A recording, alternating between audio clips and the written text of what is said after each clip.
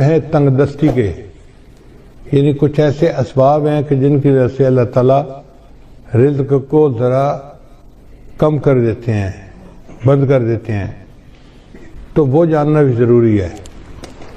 چنانچہ مختصراً میں بتاتا چلوں کہ جو بندہ کھڑے ہو کر جوتے پہن کر ننگے سر کھانا کھاتا ہے، اللہ اس کا رزق تھوڑا کر دیتے ہیں۔ اور اگر آپ دیکھیں تو آج کل کی دعوتوں میں یہی سلسلہ ہے۔ شادی بیاہ میں، ہوٹلوں میں، شادی ہالوں میں اکثر لوگ کھڑے ہو کے کھانا کھاتے ہیں، سر پہ کپڑا بھی نہیں ہوتا اور جوتے بھی پہنے ہوئے ہوتے ہیں۔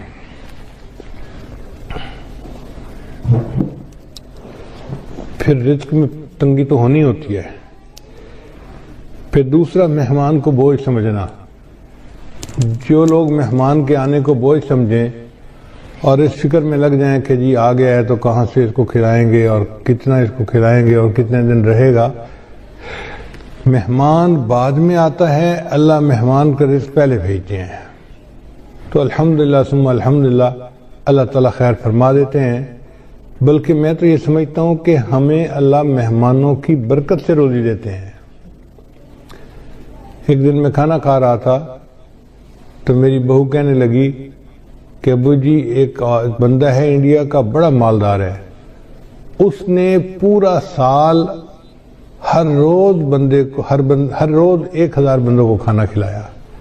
اب وہ بڑی حیران تھی کہ 1000 بندوں کو کھانا ہر روز وہ کھلاتا تھا۔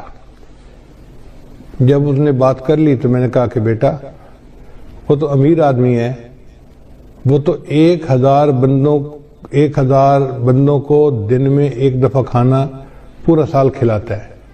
ہم فقیر لوگ ہیں اور ہم الحمدللہ 1000 طلباء کو دن میں 3 مرتبہ کھانا کھلاتے ہیں۔ صبح ناشتہ بھی ہوتا ہے، دوپہر کا کھانا بھی ہوتا ہے، رات کا کھانا بھی ہوتا ہے، اور پورا سال اللہ روزی پہنچا دیتے ہیں۔ تو حیران ہوئی، کہنے لگی ہاں بات تو ٹھیک ہے۔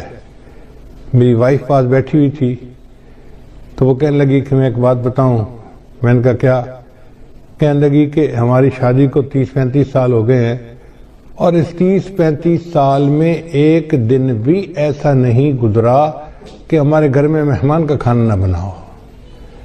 میں نے اللہ کا شکر ادا کیا کہ یا اللہ تیرا کرم اور تیرا احسان ہے کہ الحمدللہ 35 سال میں ہر روز مہمان کا کھانا گھر میں بن رہا ہے، ایک دن بھی ایسا نہیں کہ مہمان گھر میں نہ ہو۔ تو میں تو یہ سمجھتا ہوں کہ اللہ ہمیں رزق جو دیتے ہیں وہ مہمانوں کی وجہ سے دیتے ہیں، تو مہمان نوازی سے کبھی پریشان نہیں ہونا چاہیے۔ پھر تیسرا سبب ہے بغیر بسم اللہ پڑھے کھانا کھا لینا، ہاتھ دھوئے بغیر کھانا کھا لینا، یہ بھی بیماری عام ہے۔ دسترخوان لگے ہوتے ہیں، نہ ہاتھ دھوئے جاتے ہیں، نہ بسم اللہ پڑھی جاتی ہے، نہ کھانے کی دعا پڑھی جاتی ہے، جس وجہ سے پھر تنگ دستی آ جاتی ہے اور اس کے دروازے بند ہو جاتے ہیں۔ پھر کھانے کے برتن کو صاف نہ کرنا، یہ بیماری بھی عام ہے۔ ہم لوگ کھانا کھاتے ہیں اور کچھ تھوڑا سا کھانا آخر پہ بچا دیتے ہیں، حالانکہ اسی کھانے میں برکت ہوتی ہے۔ سنت یہ ہے کہ اگر 3 لقمے کھانا موجود ہے تو اس کو تو چھوڑ دیں تو کوئی اور کھا لے گا، چلو بھائی۔ اگر اتنا کھا لیا کہ 3 لقمے رہ گئے تو اس کو خالی نہ چھوڑیں، اب اس کو پلیٹ کو اچھی طرح صاف کر دیں تاکہ اللہ کی نعمت ضائع نہ ہو، اللہ کی نعمت جو ہے وہ کسی انسان کے کام آ جائے۔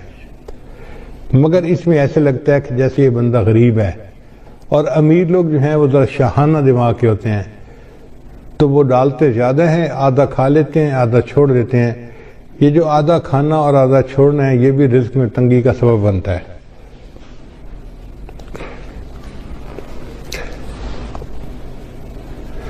اور ایک اور بات کہ بیت الخلاء میں باتیں کرنا، پہلے زمانوں میں یہ گناہ کم تھا، آج یہ گناہ زیادہ ہے۔ بلکہ نوجوان بچے اور بچیاں جو ادھر ادھر کالیں کرتے ہیں چھپ چھپ کے، وہ تو کئی مرتبہ جا کے بیٹھ کے بات ہی کرتے ہیں بیت الخلاء میں، پتہ ہی نہیں چلے کسی کو کہ کیا ہوا۔ بیت الخلاء میں باتیں کرنے سے فرشتوں کو بھی تکلیف ہوتی ہے اور رزق کے اندر بھی تنگی کر دی جاتی ہے۔ پھر ساتواں بات ہے فقیر کو جھڑکنا. اگر کوئی مانگنے والا آئے تو بندہ فقیر کو جھڑکی نہ دے, چلے جاؤ بھائی یہاں سے, کہا نہیں آپ کو چلے جاؤ, سن نہیں رہے, جاتے کیوں نہیں, ایسے جھڑکی نہیں دینی چاہیے. بلکہ اگر کچھ ہے تو دے دے, اور اگر نہیں تو کہہ دے جی آپ آگے چلے جائیں. ہم ایک مرتبہ حرم شریف میں بیٹھے ہوئے تھے تو ایک یو کے کا بندہ حضرت کے پاس آیا مطاف کے اندر, کہنے لگا حضرت میں حج کے لیے آیا ہوں, لیکن یہاں مطاف میں تو مانگنے والے بہت ہیں, ہر تھوڑی دیر کے بعد کوئی فقیر آ جاتا ہے مانگنے والا, اب سمجھ نہیں آتی کہ ہم کس کو دیں اور کس کو نہ دیں. اگر ہم ہر کسی کو دے دیں تو ان کی تو عادت بگڑ جائے گی, تو دل چاہتا ہے کہ ان کو نہ دیں, اور اگر ہم نہ دیں تو پھر کون دے گا, تو دل چاہتا ہے دے بھی صحیح, تو اب فیصلہ کرنا مشکل ہوتا ہے. تو اب بتائیں کہ ہم کس کو دیں, ہمیں کیسے پتہ چلے کہ کون مستحق ہے اور کون مستحق نہیں ہے. حضرت نے اس کی ساری بات کو سنا اور پھر فرمایا کہ اچھا یہ بتاؤ کہ اللہ نے جو تمہیں دیا ہے تم اس کے مستحق ہو؟ اس نے کہا نہیں. تو حضرت نے فرمایا جب تم اس کے مستحق نہیں اور اللہ نے پھر بھی تمہیں دے دیا ہے, تم بھی اللہ کے خلق کو اپناؤ, دے دو, مستحق ہے یا نہیں یہ تمہارا مسئلہ نہیں, یہ اللہ کا مسئلہ ہے. تو بندہ چپ تو ہو گیا, مگر اس کے دل میں سوال تو بہرحال تھا. تو حضرت نے بھانپ لیا کہ اس کے دل میں سوال ابھی باقی ہے, تو پھر حضرت نے اس کو بات پیار سے سمجھائی. حضرت نے فرمایا کہ دیکھو وہ بندہ تمہارے پاس مانگنے آیا ہے, مان لیا کہ وہ صاحب حیثیت ہے اور عادتاً مانگ رہا ہے, تم اسے اس لیے دے دو کہ اللہ کا شکر ادا کرو کہ اللہ تو نے مجھے دینے والوں میں سے بنایا, لینے والوں میں سے نہیں بنایا. یہ بھی تو ہو سکتا تھا اللہ تجھے اس کے حال میں ڈال دیتا اور تو لوگوں سے مانگتا پھرتا. تو اللہ تعالیٰ کی اس نعمت کا شکر ادا کرتے ہوئے دے دیا کرو کہ اللہ تو نے مجھے لینے والا نہیں, تو نے مجھے دینے والا بنایا ہے, میں تیرے نام پہ دے رہا ہوں. اس پہ اس کے دل کے اندر تسلی ہو گئی اور اس نے حضرت کے ماتھے کا بوسہ لیا اور خوش ہو کے واپس چلا گیا. تو اس لیے اگر کوئی فقیر آئے تو اس کو جتنا دے سکتے ہیں دیں, اور اگر نہیں دے سکتے تو پیار سے کہیں جی آپ آگے چلے جائیں, اس کو جھڑکی نہ دیں, اس کو ڈانٹ ڈپٹ نہ کریں.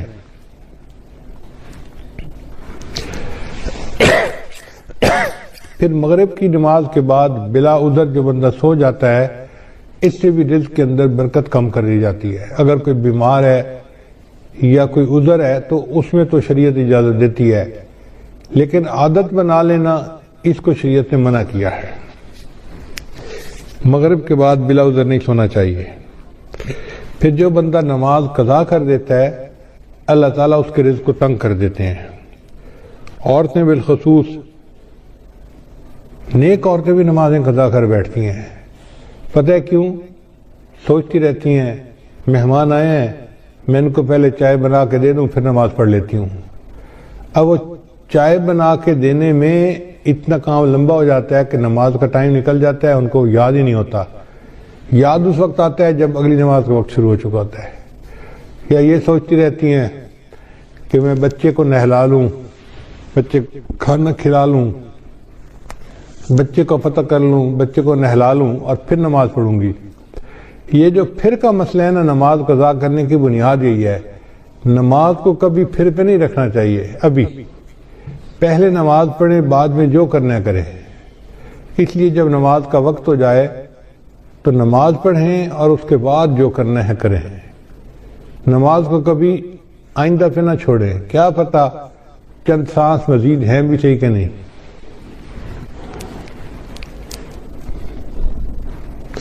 ہمیں ایک مرتبہ اس کا بہت عجیب تجربہ ہوا.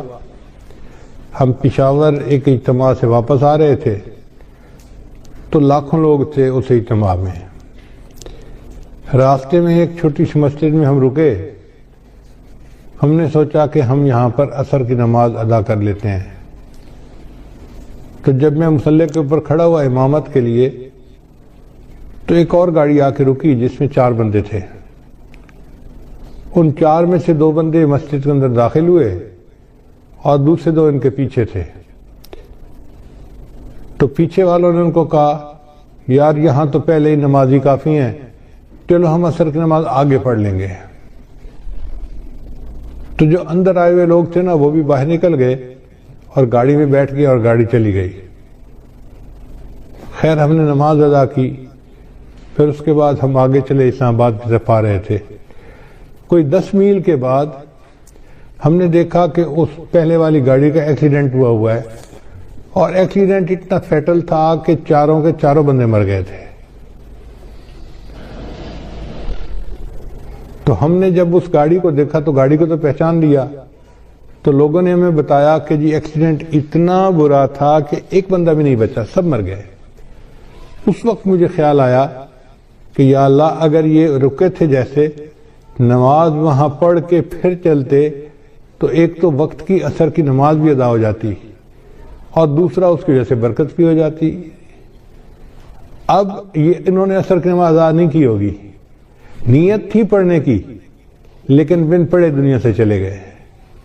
تو کون جانتا ہے موت کا وقت کتنا قریب ہے، اس لیے اگر پھر پہ ڈال دینا جی کہ پھر نماز پڑھیں گے تو اس میں نماز بھی قضا ہو جاتی ہے اور انسان نقصان بھی اٹھاتا ہے۔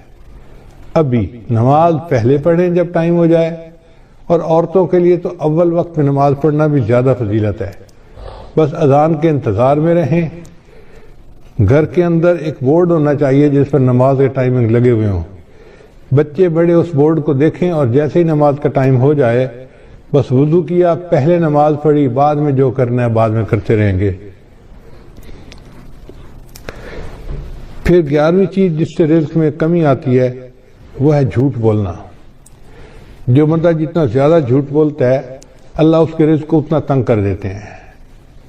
اللہ اکبر، شاید آج ہمارے رزق کے اندر جو تنگی ہے اس کی بنیادی وجہ یہ جھوٹ ہی ہے۔ جھوٹ ہم نے انفرادی طور پر نہیں، قوم میں اجتماعی طور پر آ گیا ہے۔ جس بندے سے بات کریں وہی جھوٹ میں بات کرے گا، اور اس کا نام ہم نے بہانہ رکھ دیا جی میں نے اس کے سامنے بہانہ کیا، بیوی کہتی ہے میں نے خاوند کے سامنے بہانہ کیا، بیٹا کہنا ہے میں نے ابو کے سامنے بہانہ کیا، شاگرد کہتے ہیں میں نے استاد کے سامنے بہانہ کیا۔ حالانکہ یہ بہانہ صریح جھوٹ ہوتا ہے اور اس جھوٹ سے بچنے کی ضرورت ہے۔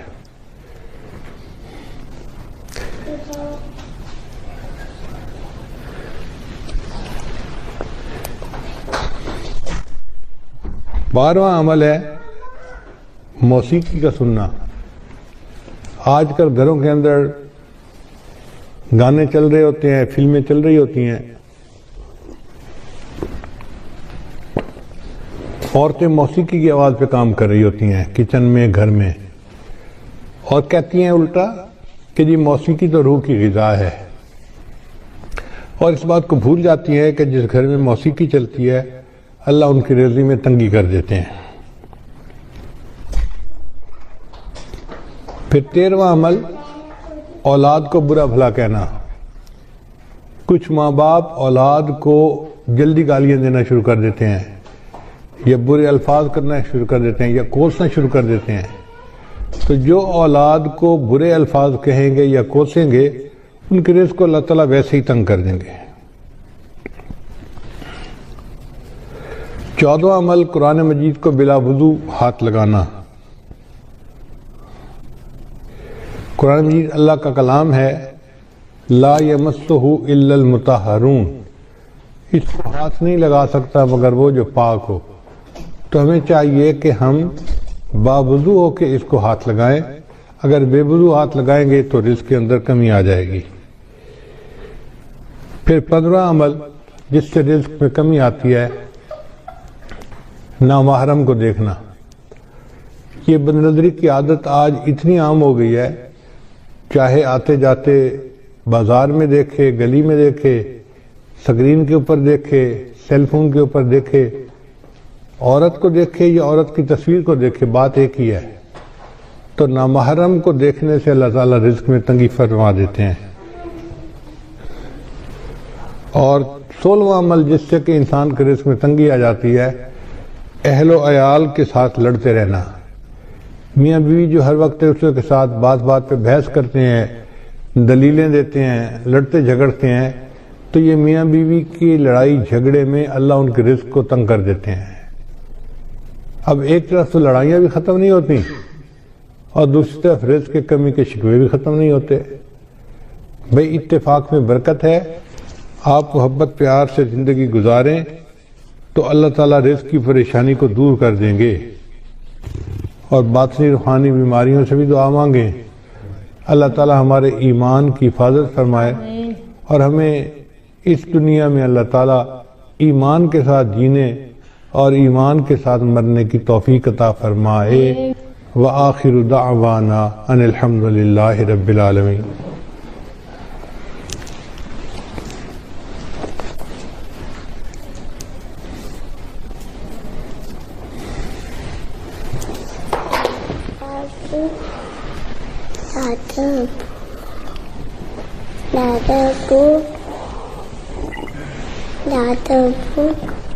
جی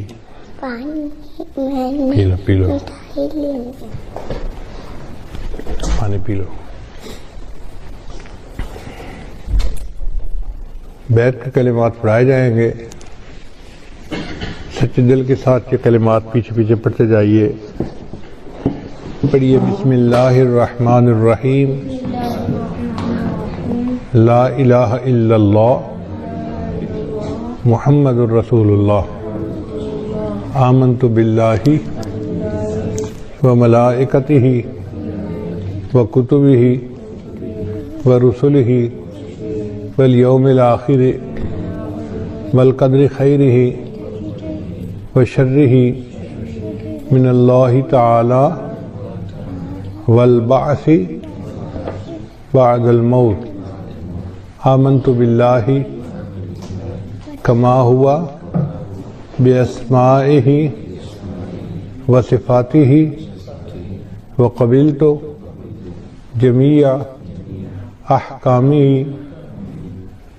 اقرار باللسان وتصدیق بالقلب، اشہد ان لا الہ الا اللہ واشہد ان محمدا عبدہ ورسولہ، استغفر اللہ ربی من کل ذنب واتوب الیہ برحمتک یا ارحم الراحمین۔ ان کلمات کو پڑھنے سے ہم تو بتائے ہو چکے ہیں، چند معمولات ہیں جن کو باقاعدگی سے کریں گے تو اللہ تعالیٰ دل کو منور کریں گے۔ پہلا عمل ہے 100 مرتبہ استغفار صبح شام پڑھنا، دوسرا عمل ہے 100 مرتبہ درود شریف صبح شام پڑھنا، تیسرا عمل ہے قرآن مجید کی تلاوت روزانہ کرنا، چوتھا عمل ہے چلتے پھرتے ہر وقت علم اللہ کو یاد کرنا، اور پانچواں عمل ہے 10-15 منٹ صبح 10-15 منٹ شام مراقبہ کرنا۔ انشاءاللہ مراقبہ کریں گے تو اس سے دل میں اللہ کی محبت بڑھے گی اور ہمارے اعمال کے اندر جان پیدا ہو جائے گی۔